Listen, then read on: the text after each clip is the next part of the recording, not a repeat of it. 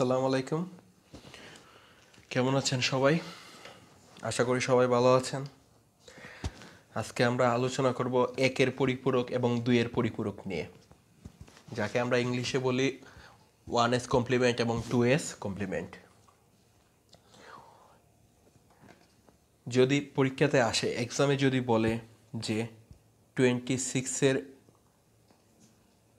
দুইয়ের পরিপূরক বের করুন,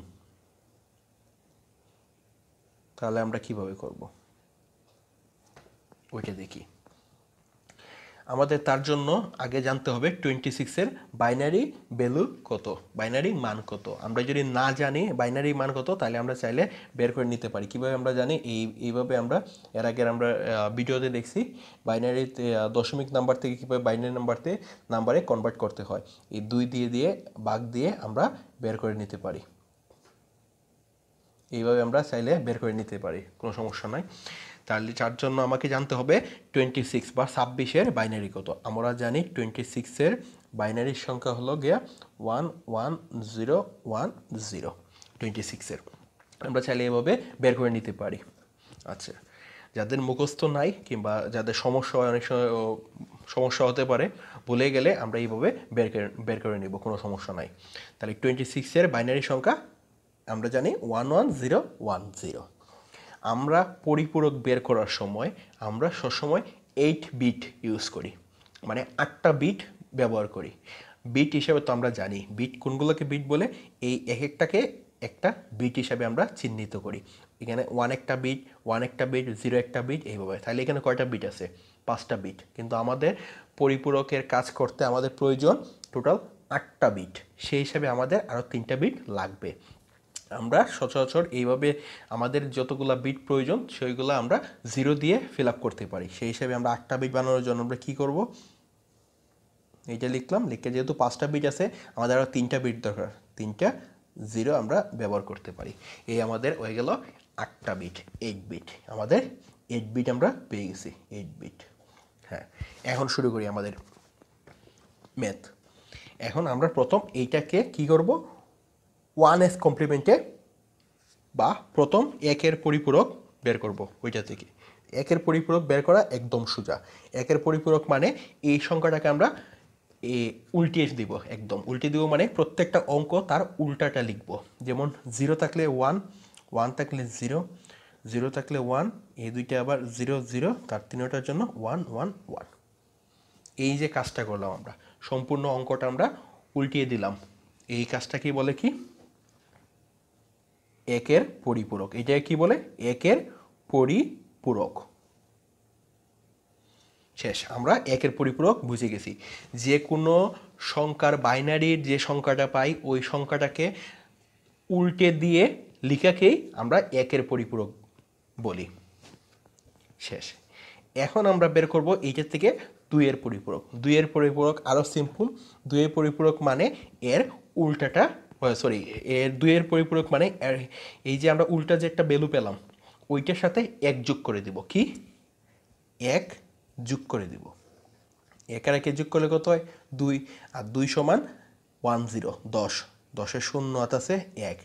1 আর 0 যোগ করলে 1। তারপরে আর তো নাই কিছু, ডাইরেক্ট বসিয়ে দিলাম। শেষ। 2's কমপ্লিমেন্ট বা 2-এর পরিপূরক শেষ।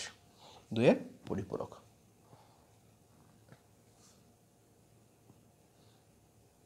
যদি এক্সামে বলে যে 26 কিংবা 36, 100 এর 2-এর পরিপূরক বের করো, তাহলে ঠিক এইভাবে এতটুকু বের করে দিলেই আমাদের হয়ে যাবে। আমরা প্রথম কি করলাম?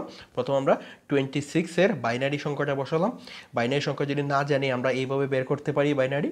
আমি আমার আগের একটা ভিডিওতে আমি দেখাইছি কীভাবে দশমিক নাম্বার থেকে বাইনারি নাম্বার বের করতে হয়, চাইলে আপনারা ওইখান থেকে দেখে নিতে পারেন। তারপরে আমরা বাইনারি নাম্বার আমরা যত বিটই পাই না কেন, আমাদের সবসময় 8 বিট লাগবেই। তার জন্য আমরা যদি 6 বিটের পাই, এক্সট্রা আরও 2টা বিট 0 অ্যাড করব। আমরা এখানে 5 বিটের বাইনারি নাম্বার পাইছি বিধায় আমরা এক্সট্রা আরও 3টা বিট অ্যাড করলাম, 0। তারপরে প্রথম পরিপূরক হিসাবে আমরা কি করলাম? সম্পূর্ণ 8টা বিট, 8টা বিটই উল্টিয়ে দিলাম। উল্টিয়ে আমরা যার যার উল্টাটা লিখলাম। 0 থাকলে 1, 1 থাকলে 0। দেন আমাদের কাজটা কি? সেকেন্ড কমপ্লিমেন্ট করা, মানে দ্বিতীয় পরিপূরক করা। আর দ্বিতীয় পরিপূরক করতে আমাদের কি করতে হয়, আমরা নতুন যে একটা সংখ্যা পেলাম, এই যে নতুন একটা সংখ্যা পাইছি, এই সংখ্যাটার সাথে আমরা জাস্ট সিম্পলি এক যোগ করে দিলাম। সিম্পলি এক যোগ করে দিলেই আমাদের কাজ শেষ। এখন কথা হলো, এখন মোস্ট ইম্পর্টেন্ট একটা কথা হচ্ছে, আমরা 2-এর পরিপূরক কেন করি? আমরা 2-এর পরিপূরক কেন করি? কি এমন প্রয়োজন পড়লো যে 26-এ বা 26-এর বাইনারি নাম্বারটাকে আমরা 2-এর পরিপূরক নামে আমরা নতুন রূপে একটা গঠন করলাম? কেন? কারণ একটা নাম্বারের যখন আমরা 2-এর পরিপূরক করি, কারণ আমরা একটা জিনিস জানি, বাইনারিতে কোনো নেগেটিভ নাম্বার নাই। যেমন আমরা লিখতে পারি 10 আবার -10 আমাদের নর্মাল হিসাবে, আমরা লিখতে পারি কি 98 -98, কিন্তু বাইনারিতে আমাদের এই মাইনাসের কোনো জায়গা নাই, এই নেগেটিভ ঋণাত্মক বোধক সংখ্যার কোনো জায়গা নাই। কিন্তু আমাদের ঋণাত্মক বোধক সংখ্যা আমরা তাহলে প্রকাশ করি কিভাবে? এইভাবে। এইভাবে মানে 26 সমান যদি এইটা হয়, বা এইটা যে কথা এইটা 26, এইটা সমান 26, এইটা যদি 26 হয় তাহলে এইটা হলো কি -26। এইটা যদি হয় 26 তাহলে এইটা হলো -26। এখন যদি পরীক্ষাতে দেয়, আপনাদের একটা এক্সামে দিল, মনে করেন -37-এর মান বের করেন, মান বের করুন, -37-এর মান বের করুন, 37। তখন আমরা কি করব? যদি 37 দেয় তাহলে আমরা কি করব? প্রথম 37-এর বাইনারি নাম্বার বের করব। আমরা যদি বাইনারি নাম্বার না জানি, আমরা তো বললামই কীভাবে বের করতে হয়। আর যদি জানি তাহলে 37-এর বাইনারি নাম্বার আমরা জানি কত, 100101, এইটা 37-এর বাইনারি নাম্বার। ওকে, কিন্তু এটা তো কয় বিট? 6 বিটের, 6 বিট। আমার প্রয়োজন কত বিট? 8 বিট। আমার কত প্রয়োজন? 8 বিট। তার জন্য আমি কি করব, এই সংখ্যাটা লিখলাম, লিখে তার আগে আরও 2টা শূন্য লাগাই দিলাম। লাগাই দিয়ে আমি কি করলাম, ওইটাকে আমি 8 বিট বানালাম। পারফেক্ট। 8 বিট বানানোর উপরে ওইটাকে আমি কি করব, ওইটাকে আমি প্রথম 1-এর পরিপূরক করব। 1-এর পরিপূরক করা মানে কি, একটু আগে দেখলাম, এর উল্টোটা লেখা, উল্টাটা বের করা।